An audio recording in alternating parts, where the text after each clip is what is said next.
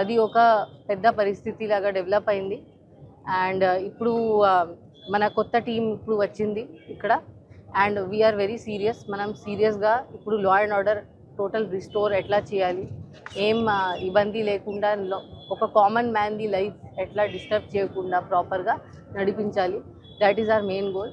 4th నాడు counting ఉంది. General elections 2024ది ఆల్ ఇండియా కౌంటింగ్ జరుగుతుంది. ఆ కౌంటింగ్ పీస్ఫుల్గా జరగాలి. కౌంటింగ్లో ఏ ఇబ్బంది లేకుండా, దాని తర్వాత కౌంటింగ్ తర్వాత అండ్ కౌంటింగ్ డ్యూరింగ్ ఆల్సో మన డిస్ట్రిక్ట్లో ఎక్కడైనా ఏమీ లా అండ్ ఆర్డర్ జరగకుండా చూడటం, అది నా ఫస్ట్ గోల్ ఉంది. సో దాని మీద మనం ఫోకస్ చేసి చాలా ప్లానింగ్ కూడా చేయడం జరిగింది. మీ అందరికీ చెప్పడానికి ఇది నేను చెప్తున్నాను. ఫస్ట్ నుంచి మనం సెక్షన్ 144 ఫస్ట్ ఈవినింగ్ నుంచి మనం చాలా గట్టిగా ఎన్ఫోర్స్ చేస్తాము. అప్పుడు ఎట్లాంటి వైలేషన్ మనం యాక్సెప్ట్ చేయము, పర్టికులర్లీ ఈ Narasaraopet town and all town ఏరియాస్లో. మనం నా రిక్వెస్ట్ ఉంది అందరితో, మీరు కోఆపరేట్ చేయండి. ఇది అందరి సేఫ్టీ కోసమే ఉంది.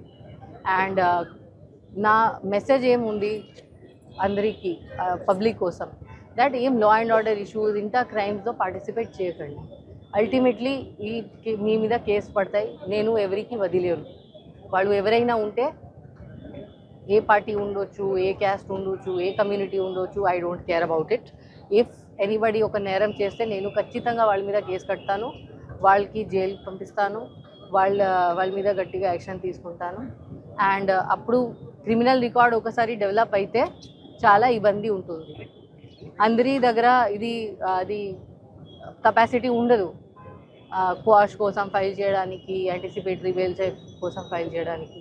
అల్టిమేట్లీ మీరు ఇన్వాల్వ్ అయితే ఒక కేసులో మీ జీవనం నాశనం లాగానే అవుతుంది. ఒకసారి ఇట్లాంటి కేసెస్, పొలిటికల్ రైటింగ్ కేసెస్లో మనం ఈవెన్ సింగిల్ కేసులో కూడా రౌడీ షీట్ ఓపెన్ చేయొచ్చు. సో రౌడీ షీట్ ఓపెన్ చేస్తే మీరు ఒక రౌడీ అవుతారు. అది మీ కోసం, మీ ఫ్యామిలీ కోసం చాలా ఇబ్బందికరమైన ఉంటుంది. అప్పుడు రౌడీ షీట్ ఒకసారి ఓపెన్ అయిన తర్వాత ఎట్లా జరుగుతుంది మీ అందరికీ తెలుసు. ఒకసారి క్రైమ్లో ఇన్వాల్వ్ అయిన తర్వాత ఎట్లా జరుగుతుంది మీకు తెలుసు. ఎక్కడ ఫర్దర్ స్టడీస్ కోసం వెళ్ళాలి, అది కూడా మీకు స్కోప్ రాదు. ఎవరు వీసా రాదు, ఇవ్వరు. ఫారెన్ కంట్రీ వెళ్ళాలంటే అప్పుడు చుట్టుపక్కల తిరగాలి ఆ కేసు ఫినిష్ అయిన వరకు. దాని తర్వాత ఎక్కడ జాబ్ వెరిఫికేషన్లో కూడా ఇట్లాంటి ఇష్యూస్ వస్తాయి. అప్పుడు ప్రతిసారి ఎవరు ఒక పర్సన్ ఎవరు క్రైమ్లో ఇన్వాల్వ్ అయిన పర్సన్కి ఎవరు జాబ్ ఇవ్వరు, నేను కూడా జాబ్ ఇవ్వరు. సో అట్లాంటి పరిస్థితి వస్తుంది. ఇప్పుడు మనం ఆల్రెడీ నేను చెప్పాను 1200 పర్సన్స్కి అరెస్ట్ చేయడం జరిగింది. ఆల్ 1200 రౌడీ షీట్ కూడా ఓపెన్ చేయడం జరుగుతుంది. అప్పుడు మీకు ఎంత ఇబ్బంది ఉంటుంది, మీ ఫ్యామిలీ మెంబర్స్కి ఎంత ఇబ్బంది ఉంటుంది మీరు అనుకోవచ్చు.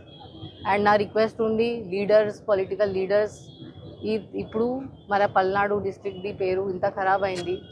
ఇప్పుడు ఇది మన చేతిలో ఉంది రెక్టిఫై చేయడానికి. అండ్ ఇట్లాంటి యాక్షన్స్ వల్ల చాలామంది ఇన్నోసెంట్ యంగ్ పర్సన్స్, వాళ్ళకి they are youngsters, excitable persons ఇట్లాంటి యాక్టివిటీస్లో పార్టిసిపేట్ అయిన వల్ల చాలా వాళ్ళకి ఇప్పుడు సఫరింగ్ అవుతుంది. సో ఇట్లాంటి ఎక్కడ ఎంకరేజ్ చేయకూడదు ఇట్లాంటి యాక్టివిటీస్. ఇన్ఫ్యాక్ట్ మీ బాధ్యత ఉంది మీరు అందరికీ ఇట్లా కంట్రోల్ చేయాలి, వాళ్ళకి ఇట్లాంటి ఇష్యూస్ డిస్కరేజ్ చేయాలి.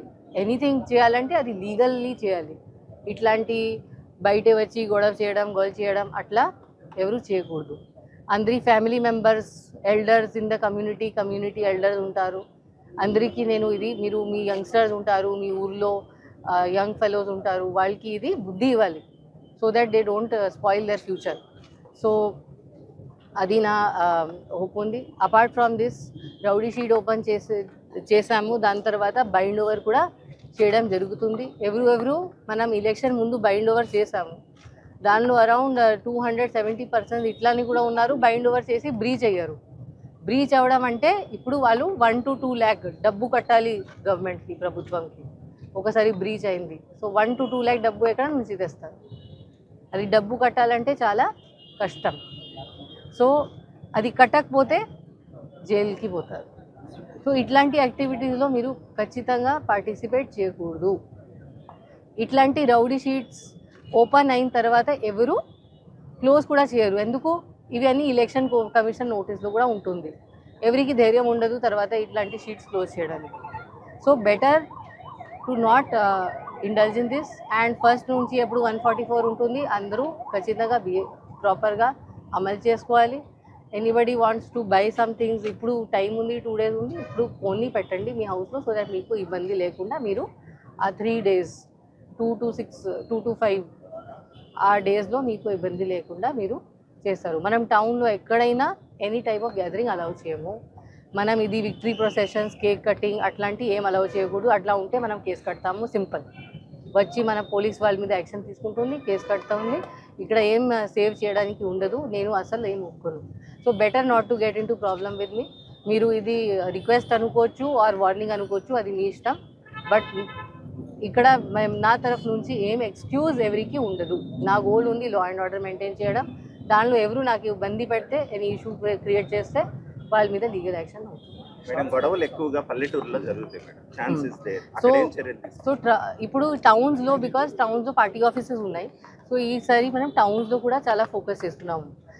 టౌన్లో ఏం ఎంట్రీ ఎగ్జిట్ ఏం అలౌ చేయము. మన ట్రబుల్సమ్ విలేజెస్ ఏమున్నాయి మనం అనాలిసిస్ చేయడం జరిగింది. ఎస్.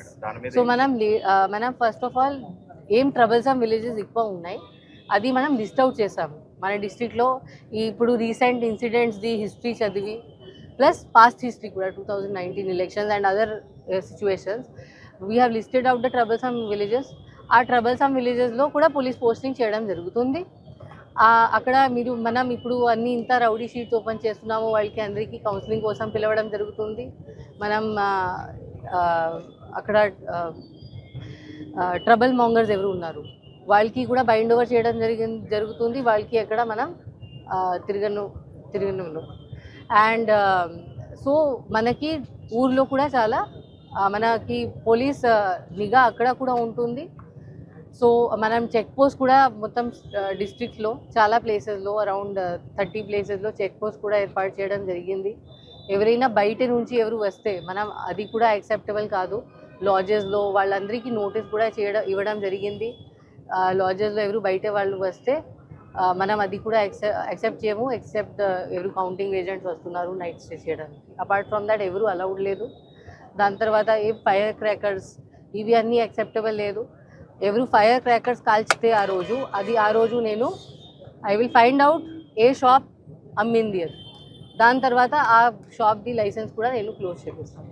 అది ఎక్స్ప్లోజివ్ సబ్స్టెన్సెస్ యాక్ట్లో వాళ్ళ మీద కూడా కేసు కట్టిస్తాను. ఇప్పుడు పెట్రోల్ బంక్స్లో ఎవరు petrol bunk by chance use చేస్తే వాళ్ళు ఏ పెట్రోల్ బంక్ అమ్మింది అది కూడా నేను కనుక్కొని వాళ్ళ మీద కూడా కేసు కట్టి వాళ్ళ పెట్రోల్ బంక్ లైసెన్స్ కూడా నేను క్యాన్సిల్ చేపిస్తాను. సో ఇప్పుడు నా పాస్ట్లో ఏం జరిగింది, ఇప్పుడు ఫ్యూచర్లో ఏం జరగకూడదు. అది నాకు అసలు యాక్సెప్టబుల్ ఉండదు. ఎవరి తప్పు ఉంటే, ఎనీబడీస్ నెగ్లిజెన్స్ లైక్సిటీ ఉంటే నేను అసలు వదిలేదు. సో నా రిక్వెస్ట్ ఇది ఉంది అందరికీ కి ప్లీజ్ బిహేవ్ ప్రాపర్లీ. ఇది విక్టరీ ప్రొసెషన్, డాన్స్, ఆ రోజు తాగి గొడవ చేయడం అట్లా ఏం అలౌడ్ లేదు. అన్నెసెసరీ మీ మీద కేసెస్ ఉంటాయి, పెద్ద కేసెస్ అవుతాయి. Don't indulge in to all. అది ఇప్పుడు మనకి ఫోర్సెస్ బయట నుంచి కూడా ఇవ్వడం జరుగుతుంది. సో ఆ నంబర్ ఇప్పుడు పెరుగుతుంది. ఇప్పుడు బికాజ్ పల్నాడు డిస్ట్రిక్ట్కి చాలా హై ప్రయారిటీ క్రిటికల్ డిస్ట్రిక్ట్ అనుకుంటున్నారు కాబట్టి ఇప్పుడు మనకి బయట నుంచి కూడా ఫోర్స్ చాలా వస్తుంది. సో ఆ నంబర్ నేను తర్వాతనే చెప్తాను.